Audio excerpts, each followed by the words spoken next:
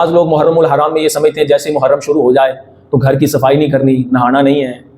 تو یہ غم کے آثار شروع کر دیتے ہیں، جبکہ عقیدہ اہل سنت اور شریعت مطہرہ کے مطابق گھر کی صفائی کرنا، بندے کا پاک صاف ہونا،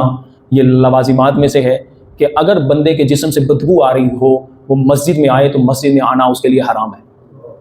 تو یہ غور کر لیں کہ یہ جہالت کی سمجھ لیں پیڑیاں ہوتی ہیں، جو لوگ ننگے پاؤں ہو جاتے ہیں اور پھر سارا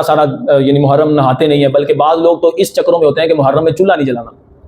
یہ اس طرح کے ناصور ہمارے معاشرے میں بڑھتے چلے جا رہے ہیں۔ بعض لوگ زنجیریں پہن لیتے ہیں، گریبان کے بٹن کھول لیتے ہیں، بس گھر سے کوئی چیز نہیں کھانی۔ تو اس طرح کی جو جہالت کی جو پیڑیاں ہیں یا سیڑھیاں ہیں، جو بھی جہالت کی کڑیاں ہیں، ان کا اسلام سے کوئی تعلق نہیں ہے۔ یہ محبت اہل بیت نہیں ہے۔ محبت اہل بیت کا مطلب یہ ہے کہ جس طرح انہوں نے اسلام کو بچایا تھا اس اسلام پر ہم نے عمل کر کے دکھلانا ہے،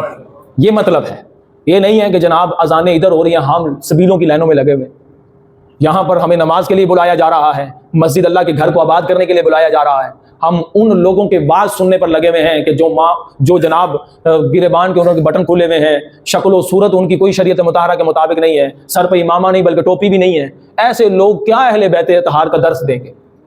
ایسے لوگوں کی سن کر ہم خود بخود سمجھ سکتے ہیں کہ جن کی شکل و صورت شیطانوں جیسی ہے وہ ہمیں اہل بیت کی ڈگر پر نہیں، اہل بیت کے رستے پر نہیں چلائیں گے بلکہ شیطان کے رستے پر چلائیں گے۔ تو یہ یاد رکھیے گا، یہ جو جہالت کی جو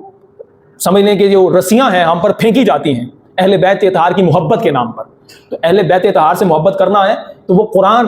جو حضرت امام حسین نے نیزے پر بچھڑ کر سنایا تھا، اگر یہ روایت